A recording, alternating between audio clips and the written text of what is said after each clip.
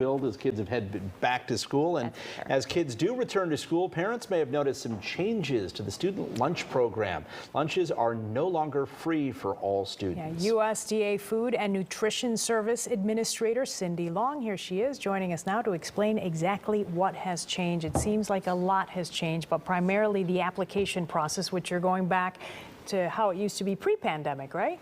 Yeah, that is exactly right.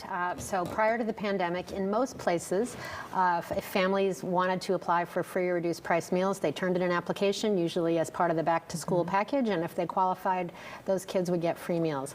But when the pandemic hit, Congress correctly realized that there were some changes that we needed to make to adapt. And so one of those changes was to allow schools to serve all kids without charge.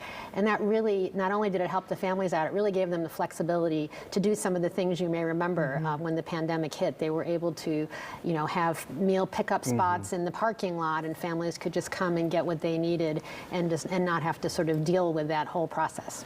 Obviously, for kids who need the help of a free meal, it's important. But how did that work during the pandemic for kids that were in school when the government came in and said, here, we're going to do free lunches for everybody? Did the kids all eat it, or was there a lot of waste because kids were still in the habit of bringing their own favorite foods in? Well, I think we saw a lot of kids, eating those meals. Certainly waste is a problem throughout the food system. But honestly, Ben, we've learned that there are some really simple things schools can do to reduce waste. Things like, bringing kids into menu testing when they're trying new products. Really simple thing, like for little kids, instead of serving a whole fruit, cut it up into pieces so they don't have to try to bite into it when maybe they're missing a tooth or have a loose one. I know that trick with my little toddler. Okay, let's get back to the application process, because again, families will have to apply in order to get this free lunch, and there are some income levels to qualify for this. So let's talk about those. I know that we've got them up on our screen. We can get them up. Are you concerned that maybe families will fail to apply and then their kid goes without lunch once they head back to school? Yeah, that is absolutely a concern, and I know that's a concern in school districts around the country, because even before the pandemic, we would see families sometime, for whatever reason, they're new to the process, something's going on in their life, and they would miss the deadline for turning in the application.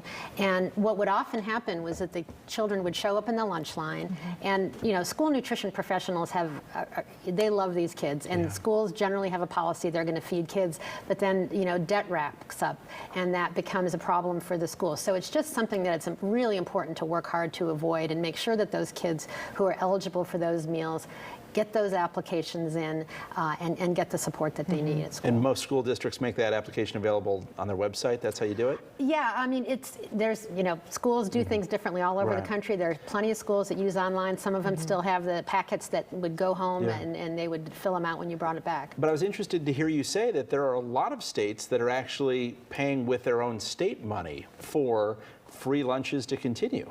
Yeah, I think a lot of folks had their eyes open to how valuable school meals were during the pandemic. And we had a 2-year experience of seeing, what a terrific system it can be to just consider the meal to be part of the school day, just like the books or the ThinkPad or the other tools you give kids to learn and to put them on a path to be successful in life. So there's at least 5 states that have come up with their own funds to keep this going into the future. Okay, you see that catching on, I see. It certainly looks like a trend, I'll say that. All right, thank you so much. Cindy Long joining us from the USDA. Okay. Appreciate it.